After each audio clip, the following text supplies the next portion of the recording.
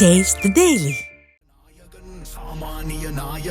புரட்சி தமிழரின் எழுச்சி பயணத்தில் கடலூர் மேற்கு மாவட்டம் விருத்தாச்சலம் சட்டமன்ற தொகுதி பெரியார் நகரில் மக்களோடு மக்களாக அதிமுக பொதுச் செயலாளர் புரட்சி தமிழர் எடப்பாடி கே பழனிசாமி மக்களை சந்தித்து சூறாவளி பிரச்சாரம் மேற்கொண்டு வருகிறார். அதன் நேரலை காட்சிகளை நாம் தற்போது பார்த்துக் கொண்டிருக்கிறோம். இது குறித்தான கூடுதல் விவரங்களோடு இணைகிறார் நமது தலைமை செய்தியாளர் ஜெயக்குமார். அவரிடம் கேட்கலாம். ஜெயக்குமார், வணக்கம். கூடுதல் விவரங்கள். வணக்கம் செய்து மக்களை காப்போம் தமிழகத்தை மீட்போம் என்ற புரட்சி தமிழருடைய எழுச்சி பயணத்தினுடைய 6வது நாளாக கடலூர் மேற்கு மாவட்டம் விருதாச்சலம் சட்டமன்ற தொகுதி பாலக்கரை பகுதியில் இருக்கக்கூடிய அம்மா உணவகம் அருகே அனைத்திந்திய அண்ணா திராவிட முன்னேற்ற கழகத்துடைய பொதுச் செயலாளர் புரட்சி தமிழர் எடப்பாடி கே பழனிசாமி அவர்கள் வருகை புரிந்து வந்திருக்கிறார்கள்.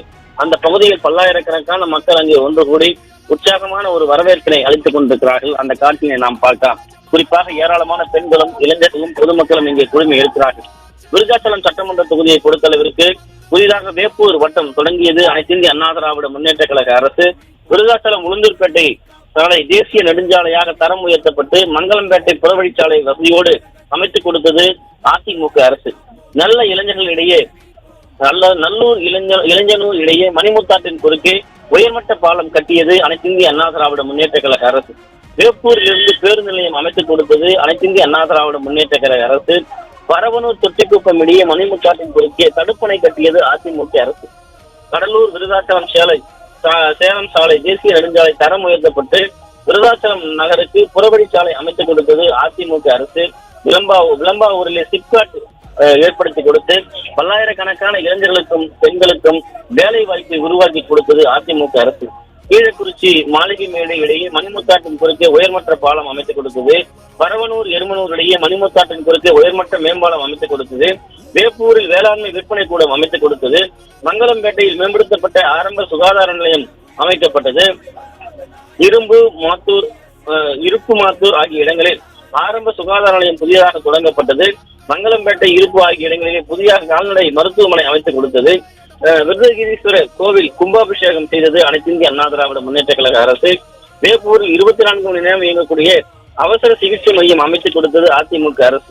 குறிப்பாக விருதாச்சலம் சட்டமன்ற தொகுதியை பொறுத்தளவிற்கு தற்போது அனைத்திந்திய அண்ணா திராவிட முன்னேற்ற கழக ஆட்சி அமைகிற பட்சத்திலே அதிமுக அரசு, அதாவது டேங்க் ஆஃப் என்று சொல்லக்கூடிய எண்ணெய் பிழியும் ஆலை இங்கு மக்களுடைய எதிர்பார்ப்பாக இருக்கிறது. அதனை 2026 அதிமுக அரசு அமைத்து கொடுக்கும்.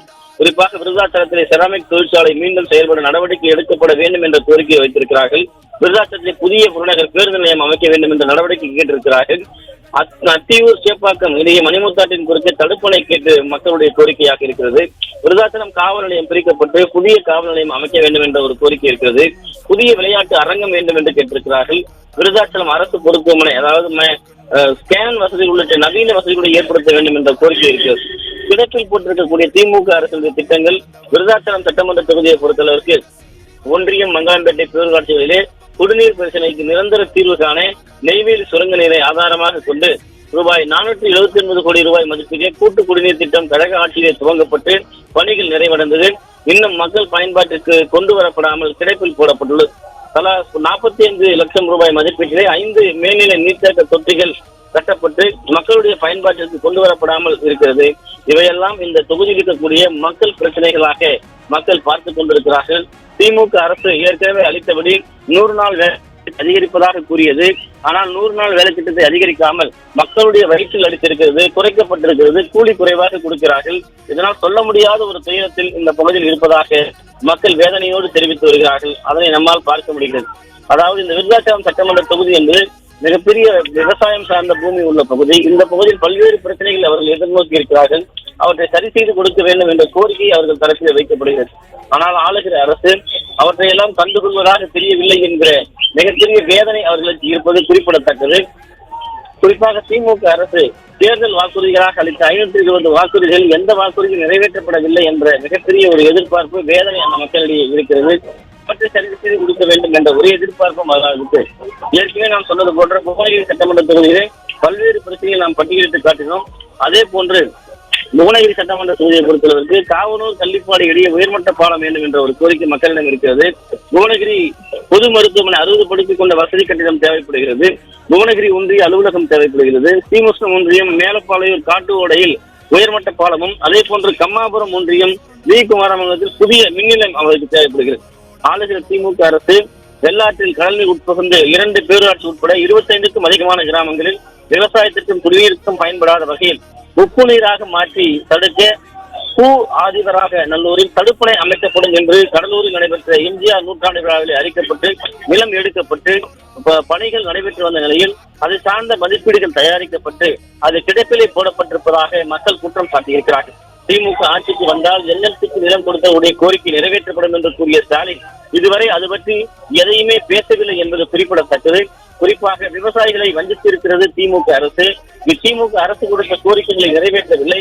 தற்போது நாம் இருக்கக்கூடிய இந்த விருதாச்சலம் பகுதியில ஏராளமான மக்கள் குவிந்திருக்கிறார்கள். அம்மா உணவகம் பாலக்கரையே மக்கள் கூட்டமாக மக்கள் தலைகளாக எங்கு பார்த்தாலும் அண்ணா திராவிட முன்னேற்ற கழகத்தில் நிர்வாகிகளும் பொதுமக்களும் அதே போன்று ஏராளமான பெண்களும் குவிந்து அதிமுக பொதுச் செயலாளர் புரட்சி தமிழர் எடப்பாடி கே பழனிசாமிக்கு உற்சாகமான வரவேற்பு அளிக்கப்பட்டு வருகிறது. ஏராளமான இஸ்லாமிய பெருமக்கள் இங்கு கூடி அதிமுகவுடைய பொதுச் செயலாளரை வரவேற்று வருகிறார்கள். அந்த காட்சிகளை நம்மால் பார்க்க முடிகிறது. எங்கு பார்த்தாலும் மக்கள் தலைகளாக காட்சியளிக்கிறது. எங்கு பார்த்தாலும் ஏராளமான மக்கள் பொதுமக்கள் கூடியிருக்கிறார்கள்.